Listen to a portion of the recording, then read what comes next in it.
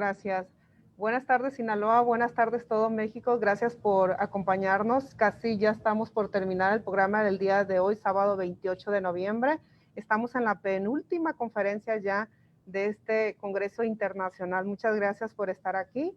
Pero sin antes de nombrar aquí la bienvenida aquí al ponente que tenemos importante, quiero mencionar, darle unas gracias a la diputada Graciela Domínguez Nava, presidenta de la Junta de Coordinación Política del Honorable Congreso del Estado de Sinaloa, por todo el gran apoyo que nos ha aportado para este Congreso Internacional para que se lleve a cabo. Muchísimas gracias a la diputada Graciela Domínguez, también a la diputada Francisca Belló Jordá, presidenta de la Comisión de Equidad, Género y Familia del Honorable Congreso del Estado de Sinaloa. También muchísimas gracias a la diputada por ese gran apoyo, porque fue prácticamente la mediadora junto con la diputada Graciela Domínguez para que se llevara a cabo este Congreso Internacional.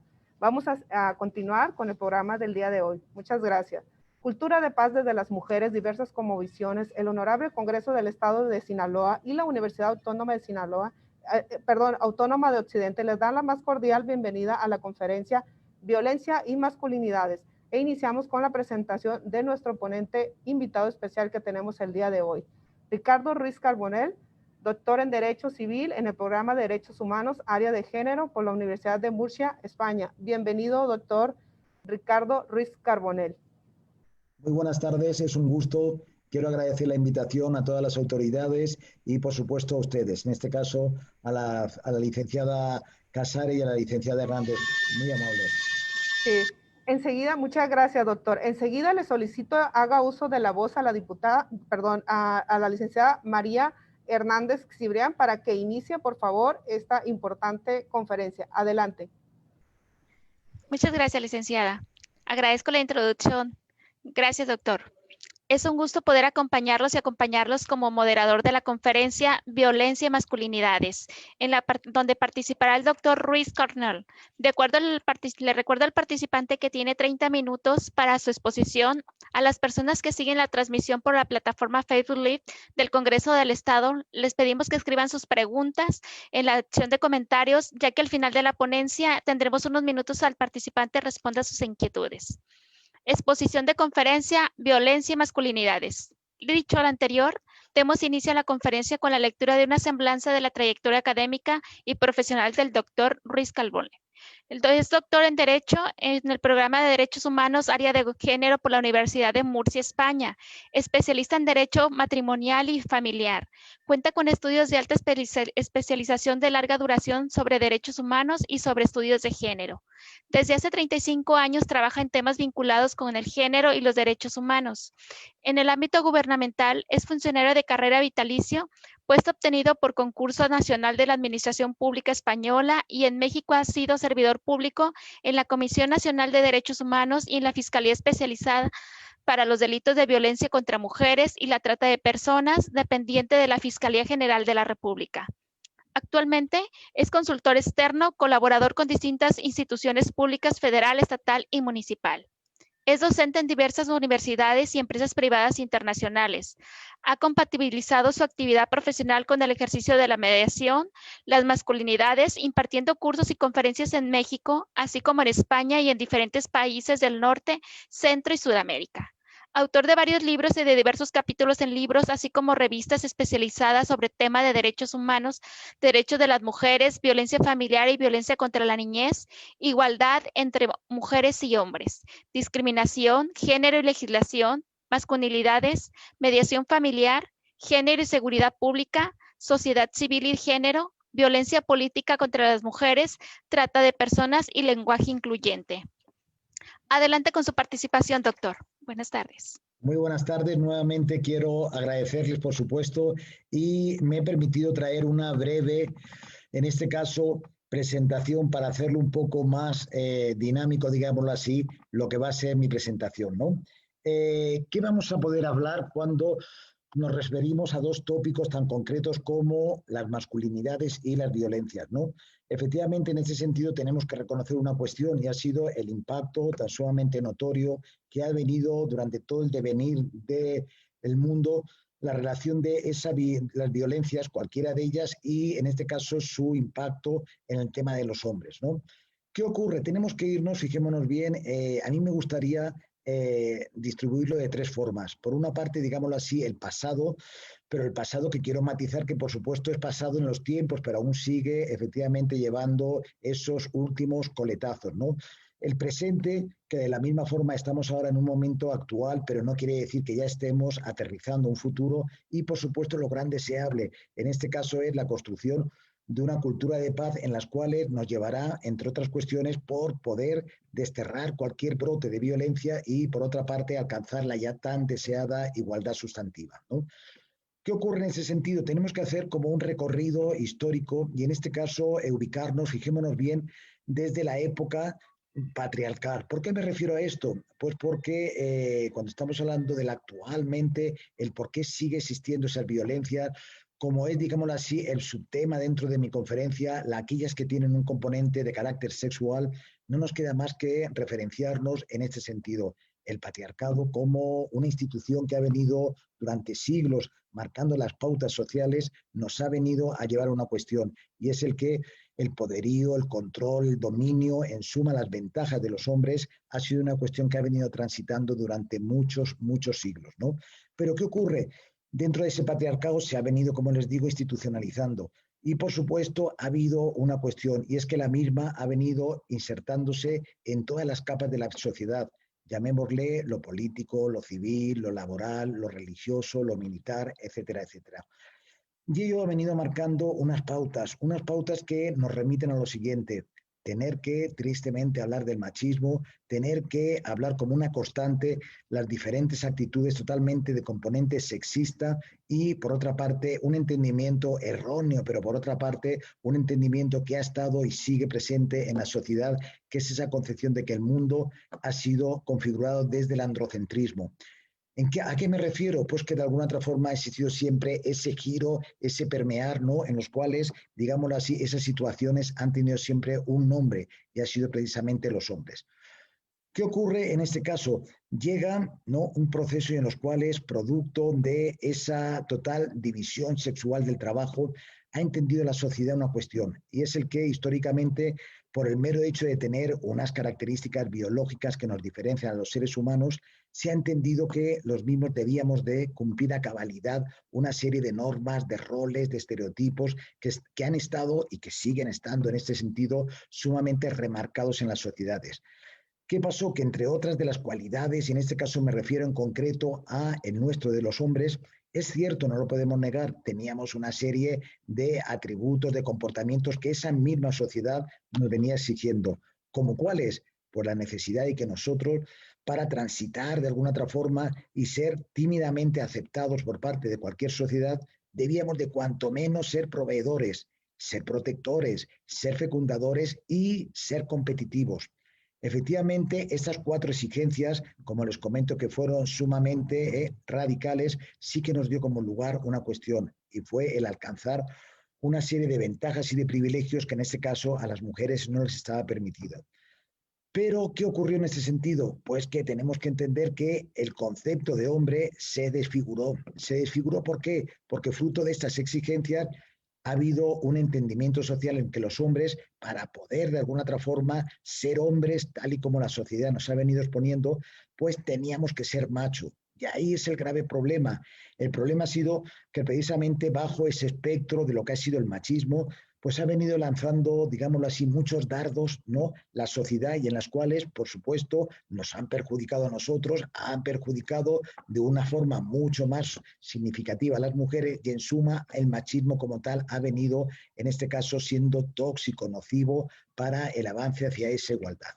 Pero tenemos en ese sentido que hacer brevemente cuáles han sido de alguna otra forma las instituciones que han venido reproduciendo esa concepción de ser hombre o de ser mujer. ¿A través de qué? A través de los patrones de feminidad y de masculinidad. Por supuesto, y para no detenerme en este sentido, pues vemos cómo en cualquiera de estos rubros, ¿no?, tenemos que hablar que las brechas siempre apuntan a una cuestión. Las situaciones de destrucción, las situaciones de violencia, las situaciones de discriminación, rezagos, límites, siempre han estado en este caso tendidas a la cancha, digámoslo así, de beneficio para nosotros y perjuicio para las mujeres. las familias, esas nuevas concepciones que existen, lo que ha sido la estructura educativa, ¿no? Todo lo que ha tenido un impacto con respecto al credo, las religiones, también igualmente a los usos, las tradiciones, esa incidencia notoria que ha venido llevando a cabo con relación a, en este supuesto, los medios de comunicación o el lenguaje. Y en suma, cualquiera de todas ellas nos ha venido a que hoy, en el 2020, tengamos que entender que, fijémonos, las familias, quienes llevan la doble carga, en mayor medida siguen siendo las mujeres, pese a que ha habido un reconocimiento a través de estas masculinidades positivas que al momento vamos a abordar y en las cuales han permitido el que los seres humanos podamos ser más corresponsables. Las escuelas, pese a que se está hablando de que ya estamos ante una educación igualitaria, los datos a nivel mundial nos marcan datos que son totalmente peliagudos, ¿no? Muy desalentadores. ¿Por qué? Nos dicen que de los casi 1.000 millones de personas que al día de hoy no han tenido la probabilidad de estudiar ni tan siquiera la primaria, 2/3 partes son mujeres o niñas. Vemos precisamente todo el impacto de los usos, de las costumbres, etcétera, etcétera. Sumamente propositivo es ese reconocimiento que a través de los mismos han venido, como bien es uno de los rubros de este congreso, ¿no? Gestando una cosmovisión mucho más amplia, pero no podemos negar que a través de los mismos en ocasiones se acometen cuestiones que tienen que ver con las violencias, como cuáles, la situación de trata, la situación de una exclusión para la representación política de las mujeres, las violencias en familia, etcétera, etcétera. Los medios de comunicación han seguido y siguen siendo un arma totalmente detonante cuando estamos hablando de las violencias y las masculinidades. La reproducción de esos estereotipos, de esos atributos, de esas normas y en las cuales siempre han dado, digámoslo así, una prevalencia o una preferencia a todo lo que conlleva ese tinte masculino, siguen estando presentes pese a la gran labor que otros medios de comunicación llevan en aras a construir esa cultura totalmente de paz. El lenguaje, por supuesto, es el lenguaje que ha existido desde tiempos inmemoriales y en los cuales nos ha referido de la siguiente forma. Los hombres, a través de ese androcentrismo lingüístico, éramos también los que estábamos presentes en cualquier campo que tenía que ver con la lengua. La comunidad y el Estado. Hay una cuestión, al día de hoy tenemos que hablar de una situación y es, ¿por qué mayormente los hombres son quienes generamos violencia? ¿Por qué son la parte más afectada a las mujeres? Y tenemos que analizarlo desde 3 puntos. El primero, como estamos viendo ahí, es el Estado. ¿Qué ocurre? Precisamente al estar reconociendo en estos momentos que la igualdad es un derecho humano, pero más aún, la igualdad es un principio universal totalmente reconocido, ¿no?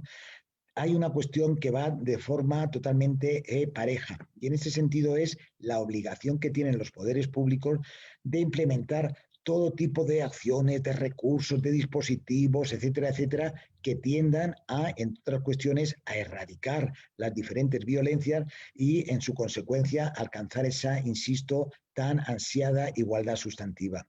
Tenemos las leyes. ¿Qué ocurre al día de hoy? Y así ha sido reconocido en el caso mexicano. Tenemos muchas leyes. Del tema que nos ocupa, tenemos leyes que van relacionadas con la igualdad, con la violencia, con la discriminación, con la trata, etcétera, etcétera. Pero ¿qué es lo que ocurre? Muchas de estas leyes deberían, por una parte, que no existiese ningún tipo de impunidad. Por supuesto, la violencia es un monstruo que tenemos que eliminar de nuestras sociedades. Y en segundo lugar, muchas de estas leyes, el que se hiciese un énfasis y una incorporación con respecto a perspectiva de género, enfoque de derechos humanos, etcétera, etcétera. Ahora, ¿qué pasa? Llegan los años 70, como yo les decía, ¿no?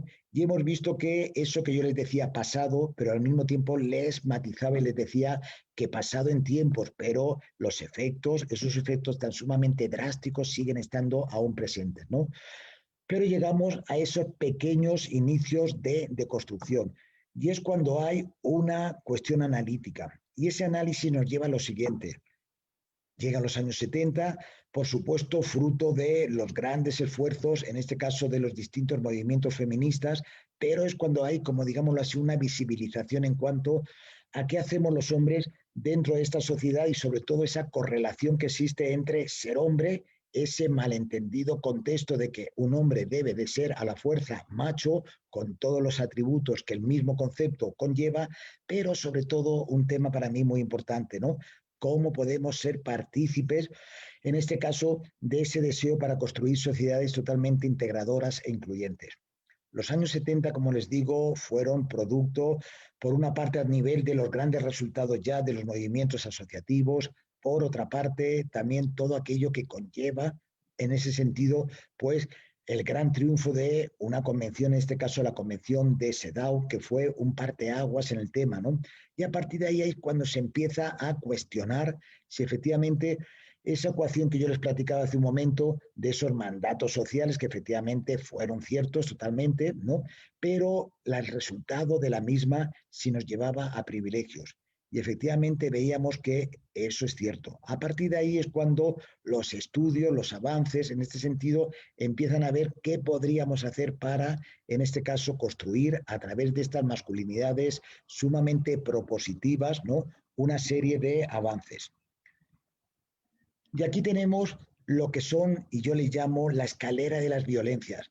¿Por qué? Pues porque si ustedes se dan cuenta, todas llevan aparejado el componente de violencia. Es decir, no podemos decir que algunas, tal vez como podemos ver aquí en el primer concepto, micromachismos, que también se les denomina microviolencias, micropoderes, más aún algunos autores hablan de violencias blandas, pero eso no quiere decir que los hombres no seamos parte activa en cuanto a esa construcción de las violencias.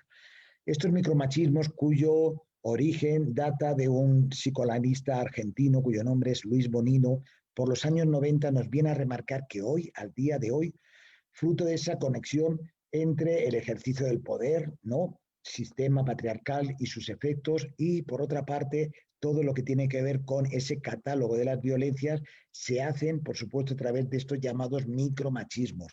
Estos micromachismos que lo que vienen a decir es que en un primer momento se cometen bajo un espectro que puede ser la sutilidad, la imperceptibilidad, la capilaridad de los mismos, pero por supuesto son en ese sentido violencias.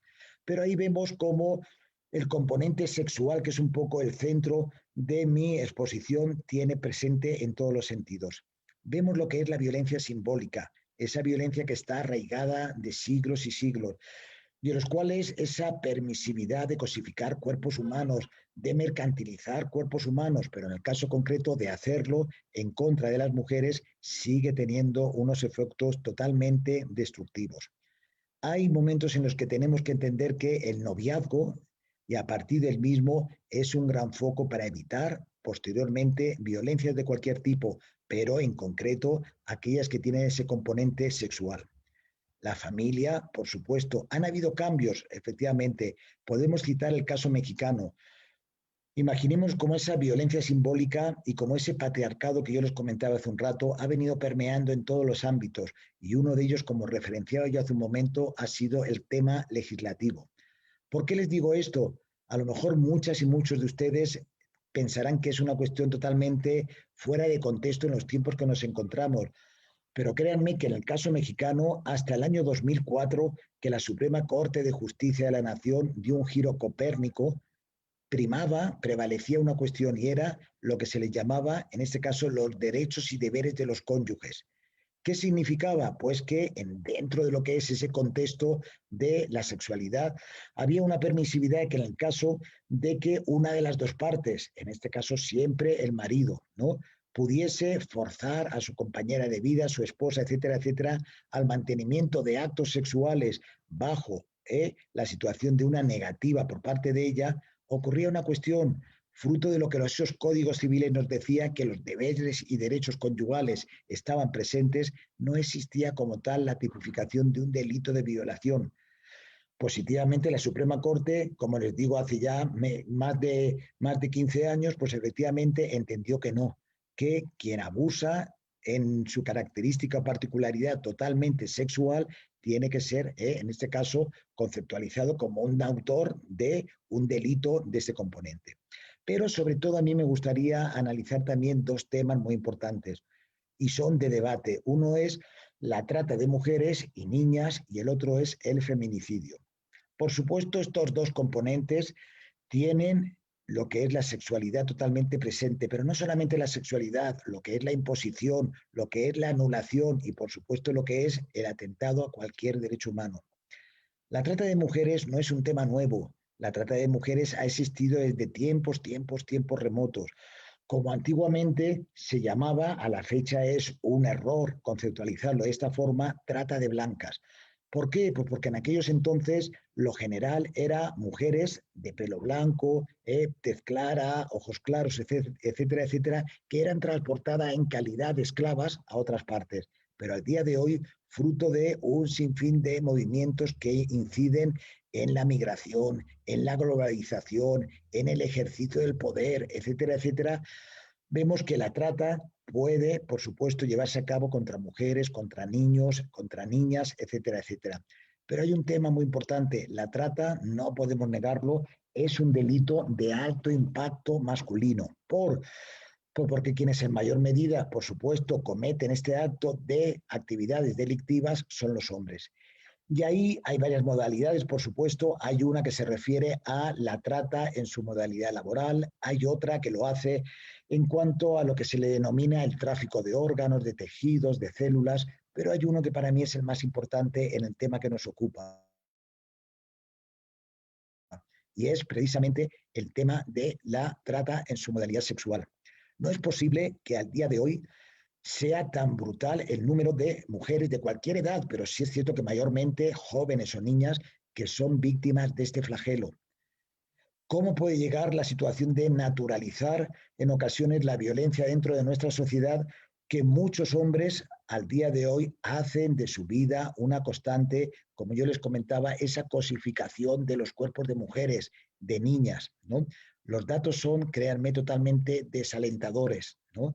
Estamos hablando que de cada 100 casos, si bien los datos fluctúan, pero 80 que son víctimas de la trata en su modalidad sexual son mujeres o niñas. Pero a partir de ahí hay un tema muy importante, y ya lo remito en el caso mexicano. No es posible de verdad que siga existiendo esa cultura del machismo y en los cuales esa captación de las jóvenes para efectivamente explotaciones de calibre sexual se den día tras día. A las personas que puedan en este caso ser más jóvenes, yo sí que les daría un consejo con todo mi afecto y cariño. Y es que cuidado con dos temas: el mal llamado amor romántico y los riesgos de la violencia digital a través de ese nuevo derecho humano que es la tecnología. ¿Por qué? Cuando se hace unos estudios con respecto a cómo se puede captar, en este caso, a mujeres, generalmente, insisto, jóvenes, para la trata de seres humanos, el primer lugar es el enamoramiento. Efectivamente, dentro de esas redes, de esos clanes de la trata, hay personas que fungen como, digámoslo así, el primer eslabón de la misma, y en este sentido se dedican a enamorar a sus víctimas. Tenemos que entender una cuestión, y es el que ese amor romántico hay que ponerlo, pero muy en veremos. Yo les recomiendo muchos textos que existen en este sentido, y en los cuales muchas veces dice que el mal llamado amor romántico lo que hace es propiciar situaciones de sumisión, y ante ello la posibilidad también de los tratantes, o de, en su caso las tratantes, de poder captar a las víctimas para esta situación. ¿Qué pasa en el caso mexicano?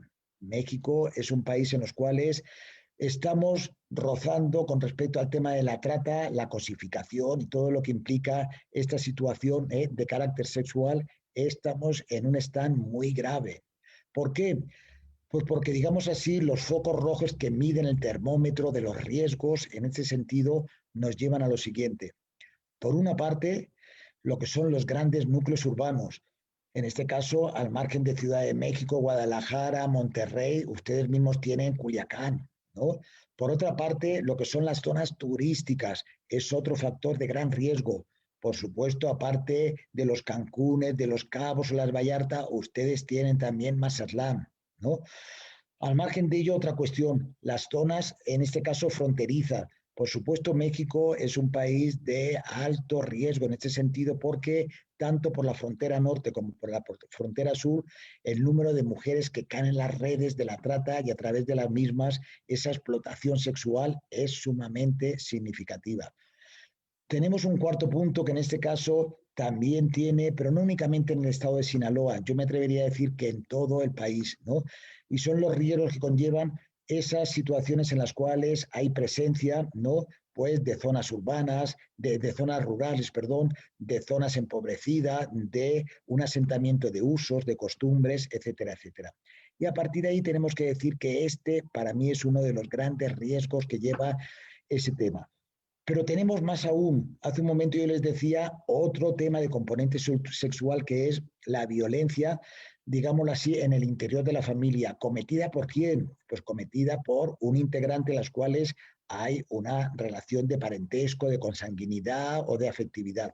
Pero también tenemos que entender lo que es conocido como esas violaciones que se producen en la calle, callejeras, en las cuales el autor del mismo efectivamente está propiciando todo tipo de actos sexuales en contra de las víctimas, pero hay un carácter totalmente distinto y es, en la mayoría de los casos, ese desconocimiento en cuanto a la relación que pueda existir entre víctima y victimario.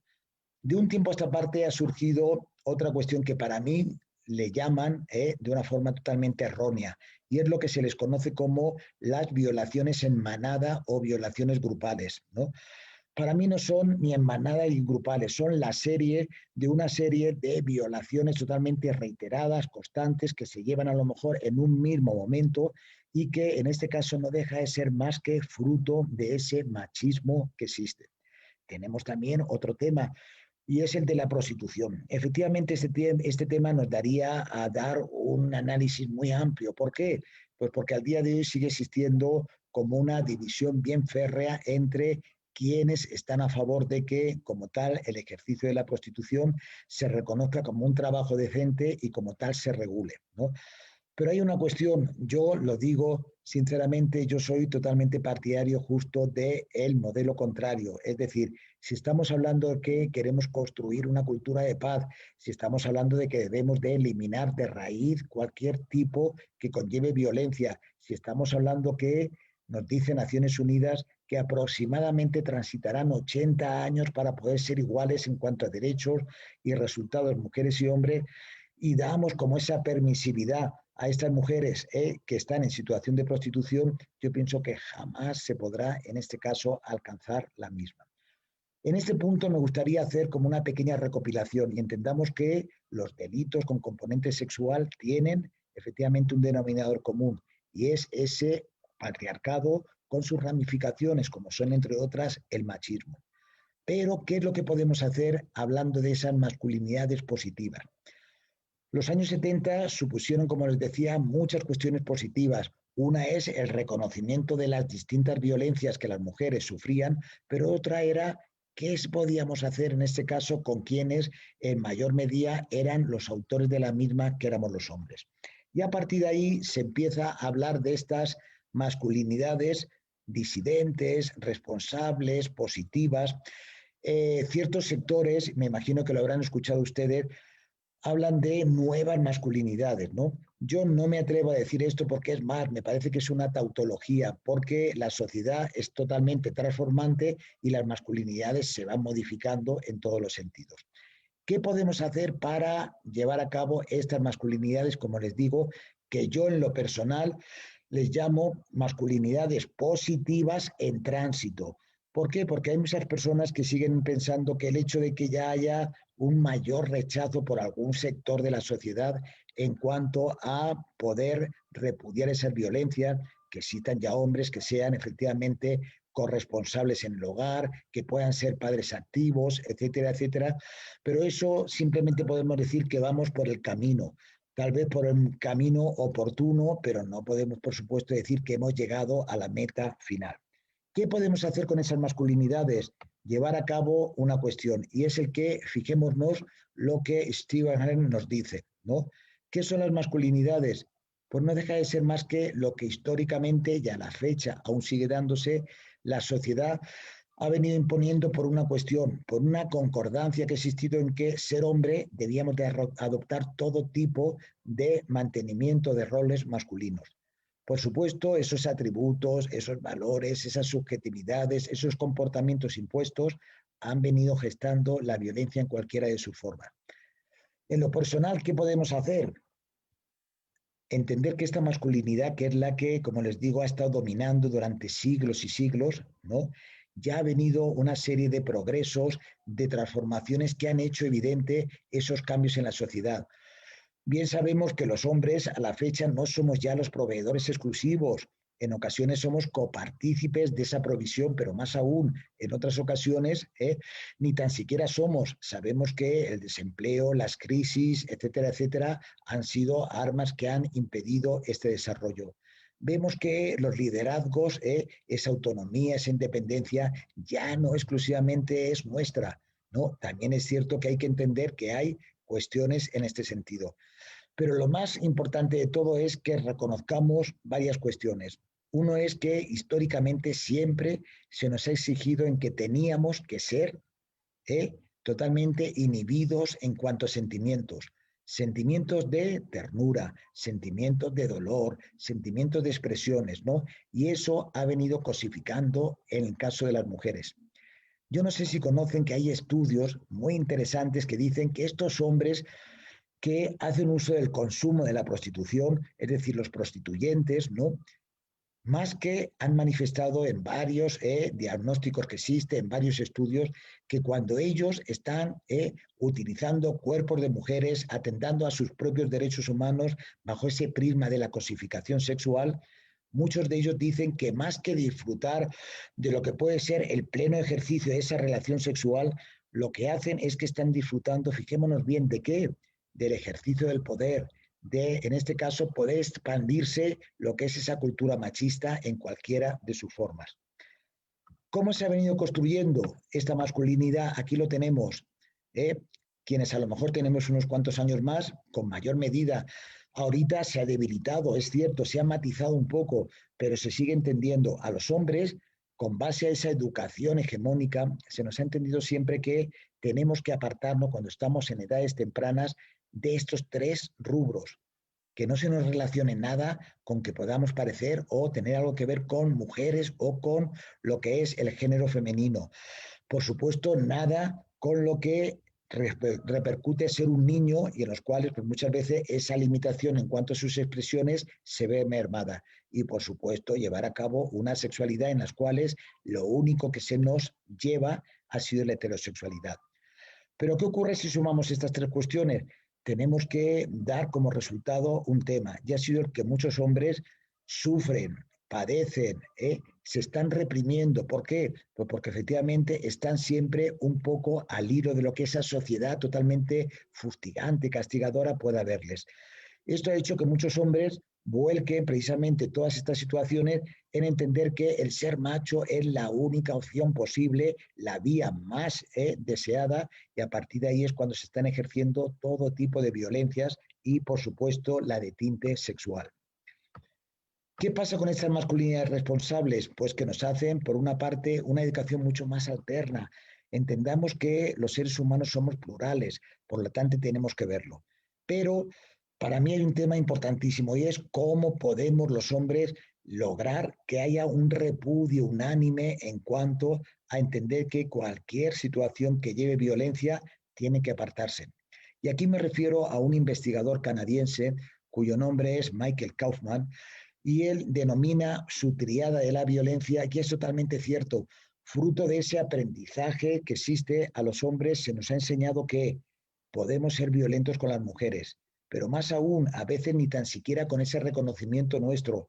También somos, en este caso, violentos entre pares, entre nosotros, fruto de esa competitividad que siempre se nos impuso, competitividad sexual, laboral, social, etcétera, etcétera. Y más aún, como bien dice Michael Kaufman, también nosotros mismos podemos así violentarnos. ¿Por qué?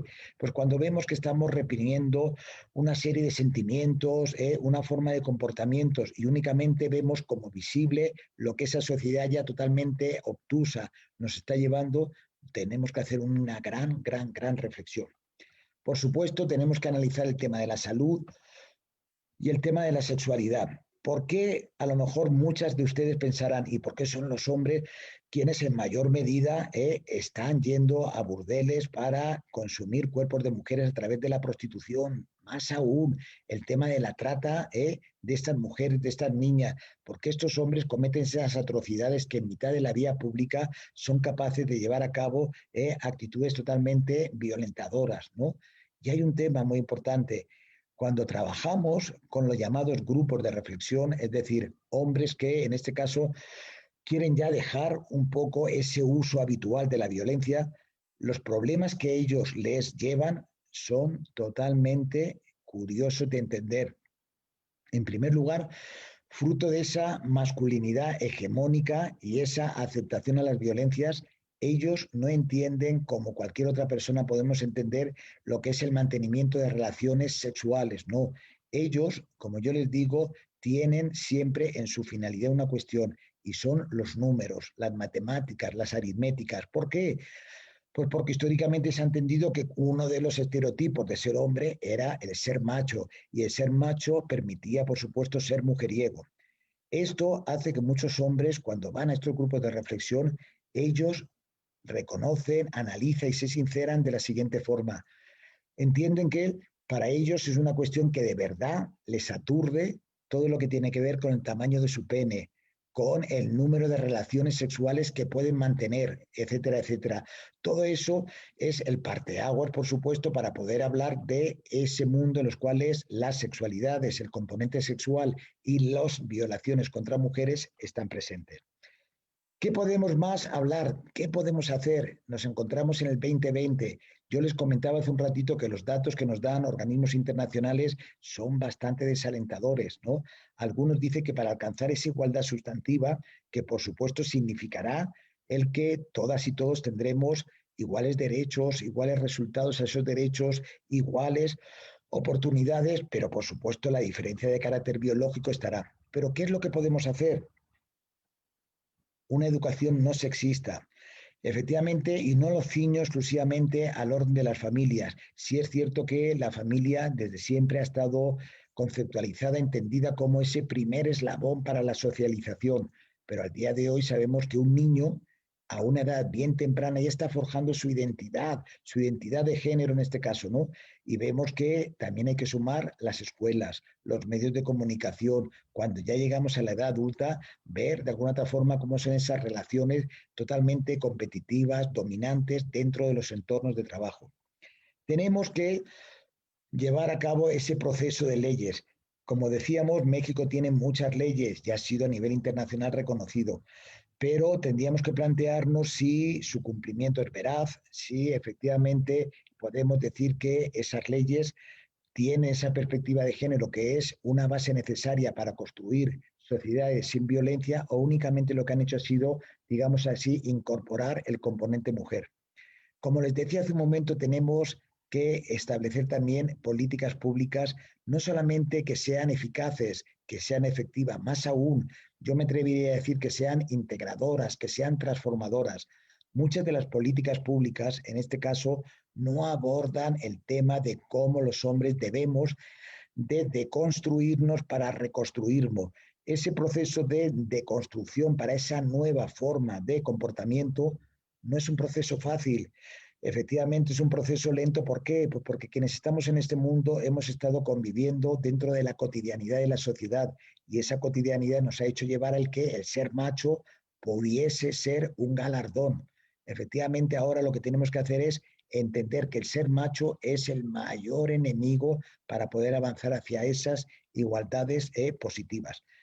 Y por último, simplemente hay hombres que sí que reconocen que tienen esa, llamémosla, habitualidad en cuanto a ejercer violencia, y en el caso nuestro en México, a raíz de la publicación en el año 2007 de la Ley General de Acceso de las Mujeres a una vida libre de violencia, ha habido un gran avance, y es el que a través de organizaciones de la sociedad civil y también en este caso de la Secretaría de Salud, que es la instancia competente, así como en los estados de la República, hay trabajo para que estos hombres que han hecho de su vida el ejercicio de la violencia puedan aprender otras nuevas formas de comportarse y, por supuesto, positivamente, y renunciando de raíz a cualquier brote que conlleve violencia. ¿Qué podemos decir en este sentido? Y con ello concluyo. tenemos que a los hombres hacerle atractivo lo que es la igualdad. La igualdad va a suponer que vamos a ganar nosotros, van a ganar nuestros entornos cercanos, nuestras esposas, nuestras hijas, nuestros hijos, nuestra familia en suma. Y sobre todo vamos a estar abonando ese pequeño grano de arena que nos va a llevar a lo siguiente, a poder decir que esta sociedad va a poner un rompimiento en cuanto a la permisividad de esas culturas totalmente machistas, androcéntricas y violentas para poder alcanzar esa construcción de la paz y por ende, por supuesto, destruir todo lo que conlleve violencia. Pero entender, como yo les digo, que el gran enemigo a la fecha sigue siendo el machismo. ¿Qué puedo concluir con simplemente una expresión? Ojalá cada día podamos sumar más hombres a ese tren que se llama tren por y para la igualdad. Cuando lleguemos a ese tren, nos sumemos y efectivamente seamos parte aliada, parte totalmente socia de estas situaciones, pues podemos decir que habremos puesto, como digo, ese pequeño grano de arena y podremos decir que tal vez, ¿no? Si no lo veamos quienes estamos aquí, a lo mejor nuestra siguiente generación o en el peor de los casos otra más, ¿no? Pero no como hay datos que dicen que van a transitar también 2 siglos para poder decir que hombres y mujeres somos iguales en todos los sentidos y que los hombres hemos entendido que un no es un no y una cosificación humana significa denigrar, en este caso, al propio hombre. Quiero agradecerles, por supuesto, su presencia. Quiero nuevamente reiterar mi agradecimiento, en este caso, a las licenciadas Alma Casares, ¿no? A la licenciada María Hernández y, por supuesto, a todas las personas que están presentes en esta tarde. Muchísimas gracias de verdad y si quieren hacer alguna pregunta, algún cuestionamiento, por supuesto, aquí estoy a la orden. Muchas gracias por su participación, doctor. Y sí, ha sido una de las conferencias que más ha tenido preguntas y comentarios, felicitaciones, y pues anexamos algunas que usted nos puede apoyar. Con muchísimo gusto. Es que se había fundido la bombilla y no veía casi. Con mucho gusto. Razón. Nuestra compañera Laura Altén informa, ¿alguien que maneje el tema de masculinidades positivas en el estado de Jalisco? Yo te puedo dar nombres. Yo trabajo, de hecho, a mí la semana pasada me invitaron para ir precisamente a Jalisco a trabajar, pero yo con gusto te puedo dar nombres de de compañeros, mejor dicho, que trabajan allí. Sí, es decir, yo creo que en este medio quienes trabajamos nos conocemos y ahora, por ejemplo, estos días nosotros lo que hemos hecho ha sido, pues un poco con el tema del 25 de noviembre, ¿no? Yo he participado en muchos actos en Nayarit, en Durango, en Ciudad de México, etcétera, etcétera, precisamente sobre ese tema, ¿no? Y qué curioso es porque esta semana me llamaron de Jalisco, pero yo conozco compañeros allí que con gusto yo luego, si os parece bien, o bien directamente con la compañera o bien a través vuestro, yo le doy el nombre de compañeros que trabajan allí y que además son totalmente profesionistas del tema. Gracias. Otra pregunta de la licenciada Ana Berta. Masculinidades hemogénicas, ¿cómo trasladar el rol desde la cosmovisión inclusiva en los roles dentro de la familia? Pues como yo decía, yo antes, o a lo mejor unos años atrás podíamos decir que la familia, ¿no? Efectivamente la familia es el sostén. Y hay una cuestión bien fácil. Si tú construyes dentro de la familia relaciones igualitarias y sin violencia, vas a lograr relaciones igualitarias y sin violencia. Si tú construyes que haces de la habitualidad todo lo que tiene que ver con ese ejercicio del poder, del dominio, del control. Y ahí vemos cómo hay un tema que qué interesante la pregunta que hace la compañera. Muchas veces yo no hay curso, actividad que no dé, que siempre hay alguna de las personas que están presentes que dicen, es que la culpa la tiene la madre, porque educa a los hijos de forma distinta, ¿no? Pero siempre hay un replanteamiento que es una forma, como yo digo, de no querer reconocer la cruda realidad, ¿no? Muchas de estas madres tienen una cuestión, y es que ellas educan como fueron educadas a su vez, es decir, cómo ellas aprendieron y lo que hacemos es que somos sociedades en las cuales aprendemos, retroalimentamos, retransmitimos y así vamos funcionando. ¿Por qué digo esto? Pues porque muchas veces dicen, es que a la hija la educó de forma distinta, ¿no? Y yo le digo, pues sí, pero ¿por qué? Porque somos producto de aprendizaje, no es cuestión de culpabilizar a esa madre, ni de culpabilizar en depende de qué casos a ese padre, sino culpabilizar, en este caso, a la sociedad en su conjunto. Un ejemplo bien claro de lo que dice la compañera es, y yo creo que conocerán algunos supuestos. No es posible que al día de hoy hombres, padres, me refiero aquí sí que a varones, ¿no? Cuando su hijo tiene 12, 13 años, lo están, como ellos dicen, llevando a un prostíbulo para que empiece, en este caso, a llevar a cabo ese proceso de mercantilización tan denigrante de cuerpos humanos, ¿no? Bajo el contexto de que ya se va a estrenar con mujeres para ser un macho. Y ese mismo hombre, varón, padre, a su hija hace todo lo imposible para que procure llegar a su primera relación, digamos, ya estable, de manera en la cual la virginidad o ese concepto que se llama de virginidad sigue intacto, ¿no? Veía Perfecto, también, muchas gracias. muy bien, gracias. Veía una pregunta que decía el maltrato infantil, ¿no? El maltrato infantil nos daría para analizar mucho, pero hay una cuestión. Rápidamente yo lo contesto a la compañera. Analizar el maltrato infantil nos lleva a varios temas. Uno es el abandono físico y el abandono emocional. Esos padres que no están capacitados ni por una parte para todo lo que conlleva la cuestión de alimentos, pernoctas, etcétera, pero por otra parte estos padres que no están acostumbrados ni pueden o no lo quieren hacer por una serie de circunstancias, mostrar los cariños, los afectos a sus hijos. El tema del maltrato infantil nos lleva a varias aristas. Uno es el maltrato infantil en la familia, otro es el maltrato infantil en el orden sexual, la pornografía, la corrupción, la trata de niñas. Y un tercero es esa violencia social en las cuales no es tampoco una responsabilidad exclusiva de los padres, sino también del Estado. ¿A qué me refiero? A cuantísimas niñas y niños al día de hoy se encuentran en situación de calle, niñas y niños de la guerra, niñas y niños de la frontera, etcétera, etcétera. Muchas gracias, doctor, por el tiempo. Ya justo, pues estaría un buen rato aquí dándole todas las felicitaciones que le hicieron llegar. Lo más seguro es que usted los esté viendo. De No cualquier veo a manera, nadie, no veo a nadie, nada más que estoy viendo a ti, a la licenciada Casares y un logo, no veo a nadie más, no veo nada más. ok. Sí, Pero sí, sí sí. tuvo muchas felicitaciones, ¿eh? No, Enhorabuena. no, Pues, muchísimas gracias, de verdad. Ya sabéis que gracias. en lo que pueda apoyar, yo con gusto, ¿eh?